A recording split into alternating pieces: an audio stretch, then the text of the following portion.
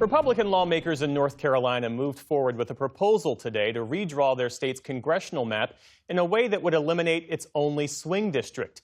The mid-decade redistricting is part of a nationwide push by President Trump and his Republican allies to help the GOP maintain control of Congress in next year's elections, often through maps that have the effect of diluting black political power and diminishing the voting strength of communities of color.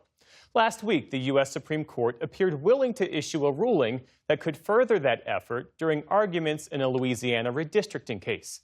NAACP Legal Defense Fund President Janai Nelson argued the case before the court in defense of Louisiana voters, and she joins us now. Thanks for being with us. Thank you. Happy to be here. So what was the main argument you presented before the court in defense of the existing Louisiana map that includes two majority black districts? What did you want the justices to understand about the stakes? Well, I wanted the justices to understand that that map was remedying very flagrant violations of Section 2 of the Voting Rights Act, and that if for some reason that map was not acceptable to them, that the proper recourse is to send it back to the lower courts so that another map could be drawn that does remedy the racial discrimination that we proved in the case. And that what the court should not do is tinker with Section 2 of the Voting Rights Act, because it has been such a formidable protection and tool to advance our democracy. And you just explained the many ways in which black voters are often exploited or their votes are diluted for a variety of reasons, including sometimes partisan aims.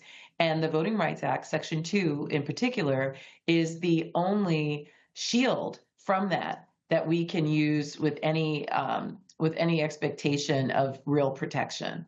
For the unfamiliar, what is Section 2 and what does it do? So Section 2 is part of the Voting Rights Act of 1965. It's a permanent provision of that act. And it basically says that there's no voting practice, procedure, qualification, anything having to do with voting that can abridge the right to vote, so deny it or dilute it or harm it in any way, minimize it on account of race. And as we mentioned, North Carolina Republicans are moving forward with this plan to effectively oust one of the state's 3 black members of Congress by carving up an area of eastern North Carolina in this congressional map. And this district happens to have a large black population. So how does that square with what constitutes racial dilution under Section 2 of the Voting Rights Act? Well, it's pretty squarely a violation of the act as far as I can tell. It is using black voters as a means for gaining political power or partisan control. And while the Supreme Court did say in another case, Rucho versus Common Cause, that it will not entertain any partisan gerrymandering claims, racial gerrymandering is still unlawful and it's still justiciable by the court, meaning that those claims are still viable before the court. And I can't imagine how this map in North Carolina can achieve its partisan goals lawfully in the way that they're trying to do it now without violating the rights of black voters. And that's why we really need Section 2, because Section 2 protects voters from being exploited by politicians or people who simply want to perpetuate discrimination. And is that what you would say to people who say, look, the Voting Rights Act has outlived its purpose, the conditions that existed in 1965 no longer exist today? Absolutely. Well, one of the things that's important to know is that Section 2 is not anchored in any particular facts from 1965. It is based on current conditions. So the exact type of discrimination that we're seeing in places like North Carolina, as we saw in Louisiana, as we saw and proved in winning a case in just 2 years ago in Alabama in a case called Allen versus Milligan, this type of discrimination is sadly still current, still rampant, and still contaminating our democracy and our electoral processes. And it's not just an issue for the voters who are impacted.